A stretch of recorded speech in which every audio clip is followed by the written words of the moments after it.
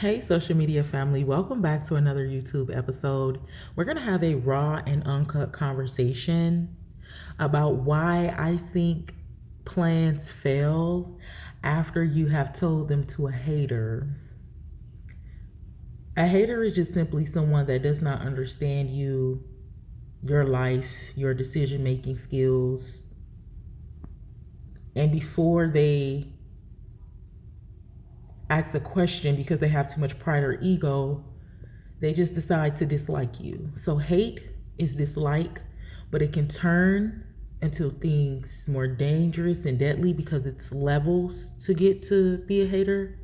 You might dislike something, then you might envy something, you might be jealous of something. There's just different stages to it. You might be obsessed. Now you're a complete hater. I think that our plans fail because we are talking to people that are not in agreement. When you are trying to set plans, when you're setting goals, when you have dreams or just things you want to do, this doesn't have to be on no big scale, but it doesn't matter if it is, because that's your own business and your own imagination. So people got to understand we're our own people with our own dreams, our own imaginations. We get to make our own decisions. It's called free will. It's called freedom of speech. It's called the constitutional laws. It's called laws and statutes. And it's called land of the free, home of the brave. It's called the American dream. It's called minding your business and staying in your office. You don't have to always explain anything. I think the plans fail when we start telling haters because what you're trying to do is be in agreement. You're trying to align with the spiritual realm. Before anything become physical, it's spiritual first. So say somebody's trying to make a plan to get a motorcycle. You're like, man, I'm finna grab this motorcycle. You feel me? I got the money for it. I don't work hard. This finna be my treat to myself. You know what I'm saying? You know, I get out there on that bike, man, and I love the air. You know what I'm saying? There's just so many beautiful things I love about riding a motorcycle, man. I love the trees. I love seeing people walking. I love how I got to put my little pedal down and stuff like that. I love the PPE, you know what I'm saying? I love to put my hat on, my hood on, all of the things. I just love riding my bike, man. I love riding my bike, bro. It's one of my best things I like to do, man. You chopping it up with your boy. This boy's a hater. So he like, damn, you love riding your bike with shit. You know how many people been in accidents recently? Shit, I think you probably need you feel me? Like you just want to make sure you safe out there. You love riding your bike. Man, I don't know, man. People be hitting pedestrians all the time. Just always something going on. You feel me? Like, I don't even really think it's safe to be riding no bike right now. You feel me? Gas so high, you probably want to go ahead and save some money and ride a bike or something. You know what I'm saying? Like, the motorcycles ain't really in. Like, now you trying to ride your motorcycle in the summer. Shit, and this time we only typically do that in the...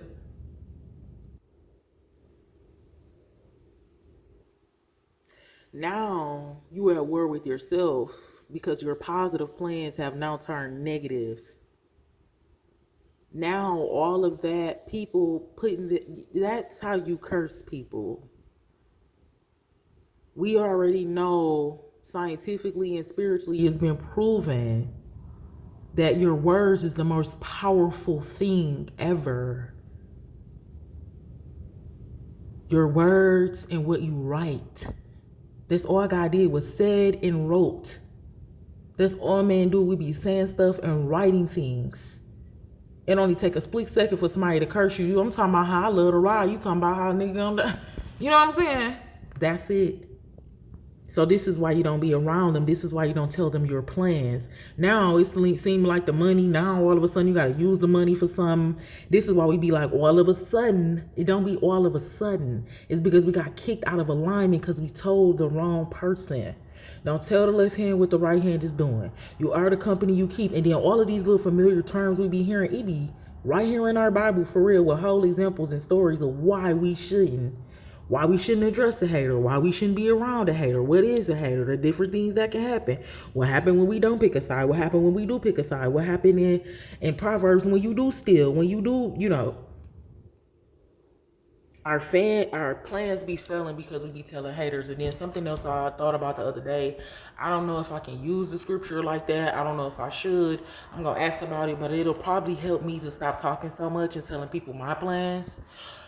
When It's like, it's a scripture. I don't have it in front of me. I encourage you to do your extended research, and so will I.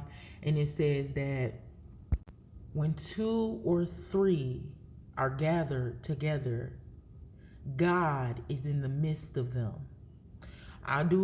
We'll talk about it later. I do want to do my research on that to see where and why that was coming from, and the understanding that was around that. But I think that will also help without telling haters their business, because the moment you tell somebody something, if the two of us, if we not in agreement, then you can possibly be hindering my plans. If it's not something that I'm doing intentionally or unintentionally that's hindering my plans, you can be hindering my plans because you're a hater. You're kicking everything out of alignment, because the negative in this realm is not more powerful than the positive, but the positive is so rare. You want to you guard your heart with all diligence. Out of it flows the issues of life. You can see people issues based on how they're doing things. You can see the haters of an issue based on them being a hater. You already know something is off. You're just seeing a character, something coming from the inside out. So I'm gonna start looking at that like that. Like I said, I don't know how deep that's gonna be for me, but I'm gonna start looking at that like that. Like, remember, 2 or 3 people in the midst. If you telling this person something and everything is going good, you haven't told nobody nothing. That's the covering. God is covering you. God protected you. He wants you to enjoy that. You do deserve that. If you tell that to the wrong person, because there's nothing wrong with talking and wanting to express, we just be talking to the wrong people. We know we be talking to the wrong people because them people don't be having nothing going on. They not inspirational. They don't have a dream or a goal. They already set in their ways. Them be some subtle signs. We just got to watch the subtle activity of people. How do they celebrate people? Do they celebrate you or do they not? Do they celebrate other people? Because I be having people around me that celebrate other people when they get good news, but they don't celebrate mine. So now that's something that I not need to tell you. Like, I don't need to be telling you my business then. I'm personally going to start looking at it like that. I'm going to utilize that scripture for that part of my life to not tell my enemies nothing. Be like, okay, remember, don't tell the left hand what the right hand is doing. When 2 or 3 are in the midst. If this person get in, because see, you only need you and God. That's 2 people right there. You and the Holy Spirit is the 2 people that's in agreement. That's all you need is God. So God ain't gonna tell you don't need nobody but Him, and to put Him first in your life if He ain't gonna be first in your life. So you only need you and God to make these plans. But if you put somebody else in that, now come on, Jesus, you kick somebody out, you kick God out, and you tell this other person, depending on what they got going on, if they is doing some other spiritual stuff like witchcraft and all that, then it could just shake up the plans. But as long as you're doing what you're supposed to be doing and you have that spiritual background, you can always get out of it. But nobody be wanting to do all of that. So it's just easier for us not to be telling our business, like the Lord told us also in Proverbs, that telling your business too, it does ruin your reputation. So haters, they can make your dreams not come true. Like I said, it's easy to, if you know somebody real, if you know somebody, that's just the things you have to figure out. If they're real, if they really love you, all of the things, and then you'll be able to know if this is somebody I can trust with that information. If you telling somebody something, it's always something, they always uncomfortable, you caught them with the evil eye, it's always some type of red flag. It is always something. The plan ain't working, or they seem like they be happier. When you start paying attention, you'll be able to tell the people that's happier to see you down than up. When you start seeing all of them signs, you be like, bro, that's how you know that you can't tell them anything. So I want us to be cautious with just telling people about our plans. Everybody is not a hater, but everybody does not deserve to know your plans, because you want those things to prosper, because you do deserve to enjoy them. I love you. God bless you. And I will talk to you in the next episode.